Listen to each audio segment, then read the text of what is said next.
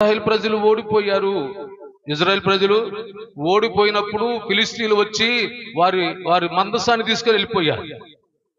దానికి ముందు మనం గమనిస్తే ఇజ్రాయెల్ ప్రజలండి ఎందుకు ఓడిపోయాము అని పెద్దలు ఆలోచించారు. అరే మనం ఓడిపోవడానికి గల కారణం ఏంటి? ఇజ్రాయేల్ బలవంతులు కదా, ఇజ్రాయేల్ శక్తిమంతులు కదా. వాళ్ళు బయలుదేరినప్పుడు అరణ్యంలో వారి పక్షాన దేవుడు చేసిన కార్యాలు చూసినప్పుడు రాజులు సైతం భయపడిపోయారు కదా.